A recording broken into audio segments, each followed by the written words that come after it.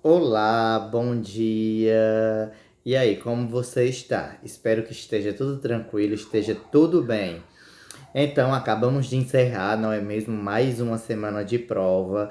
Parabéns pelas notas, foram maravilhosas, certo? Todos vocês, todos os coleguinhas tiraram notas boas.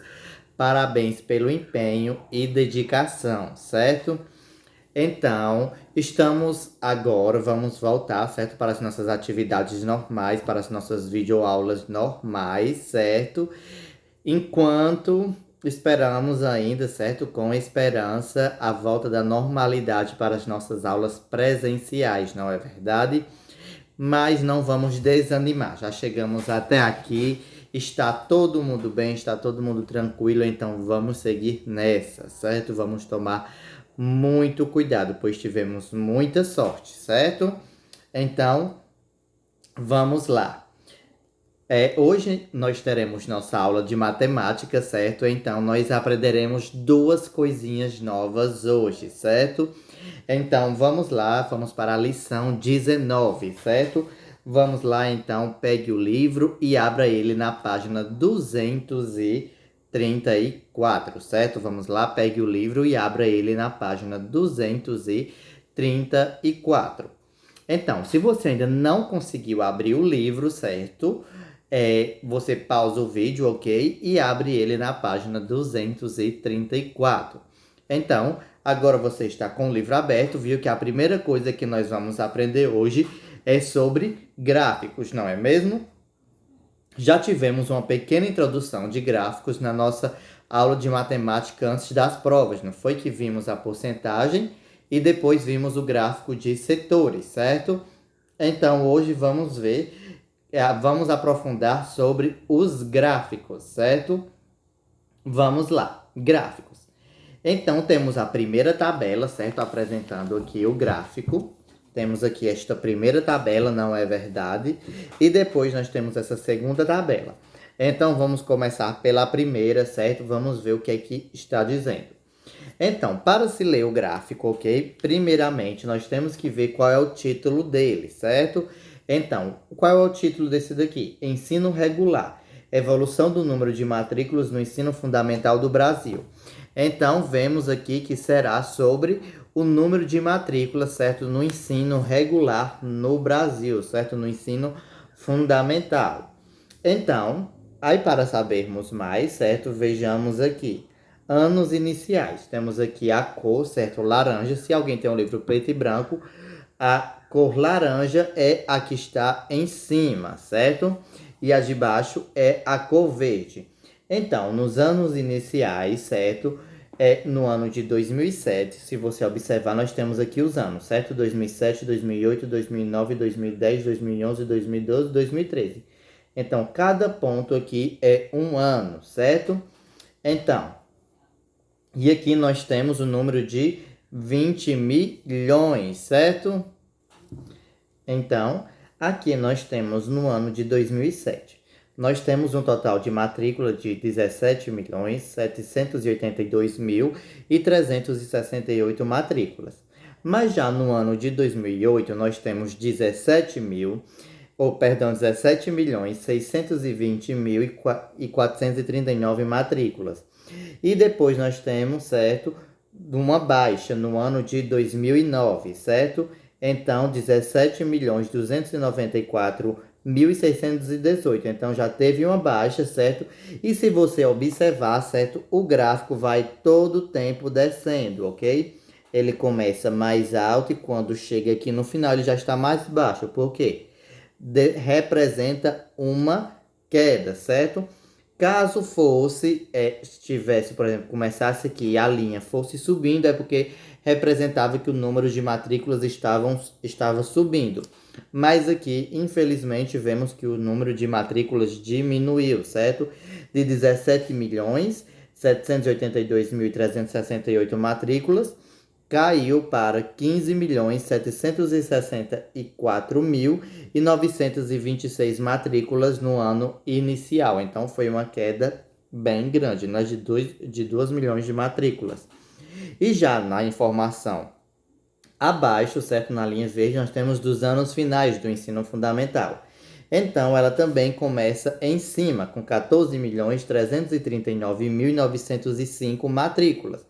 Mas aí, se você observar no ano de 2008, no ano de 2009, no ano de 2010, no ano de 2011, certo? No ano de 2012, a 2013 também foi de queda. Então, de 14 milhões, desceu para 13 milhões de matrículas dos anos finais, certo? Então, esse daqui é o primeiro gráfico, certo?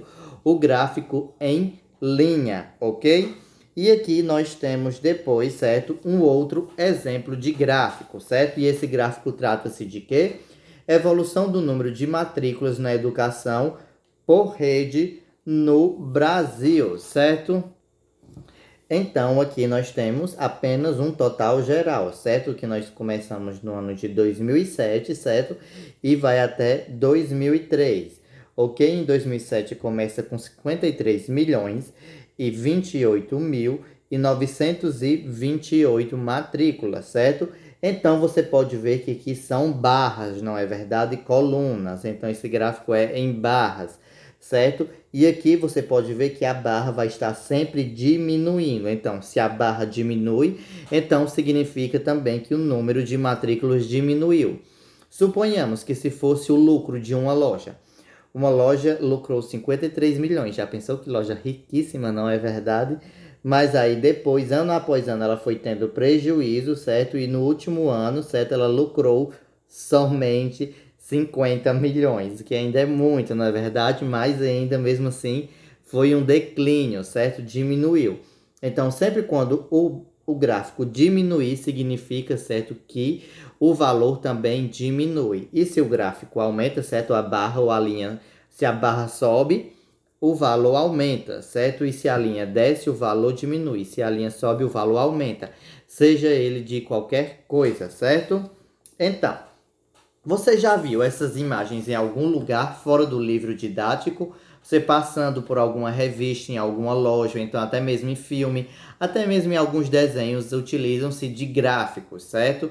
Então, essas imagens que nós acabamos de ver, certo? Que você já pode ter visto até em outros locais, recebem o quê? O nome de gráficos, certo?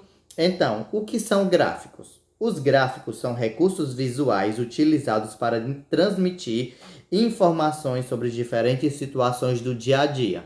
Então, gráficos são imagens, certo? Recursos que se utilizam da imagem, ou seja, que precisa dos olhos, certo? Ou então, no caso, se uma pessoa for deficiente visual, ela vai ler, ver o gráfico em braille, certo? Que são aqueles livros cheios de pontinhos, que ali eles conseguem ler. Mas o gráfico, certo, vai sempre utilizar de caráteres visuais, certo? Para transmitir informações do dia a dia. Podendo ser lucro de loja, lucro do banco, prejuízo de uma loja, certo? Aumento de uma conta pessoal, certo? Um aumento da poupança ou diminuição do dinheiro na poupança, certo? Aumento de gastos numa casa ou diminuição de gastos numa casa. Então, para tudo isso, o gráfico serve, certo? Então, ele vai sempre passar, certo? Informações do dia a dia. Agora, vamos para a página 235, certo? Vamos lá. Eles podem ser apresentados de várias formas. Os mais utilizados em nossos meios de comunicação são gráficos de barras e colunas, os gráficos de setores e gráficos de linhas. Então, os gráficos eles podem aparecer da mais variada forma, certo? Eles podem mudar bastante, mas o que basta é apenas um pouco de leitura, vendo que onde subiu, então o valor aumentou, certo? E onde desceu, o valor diminuiu. E os mais utilizados, certo, nos meios de comunicação são o quê? O gráfico de barras, certo? Como este, como aquele anterior que nós vimos, certo? Que esse daqui é o de barra ou coluna. Ou então, certo?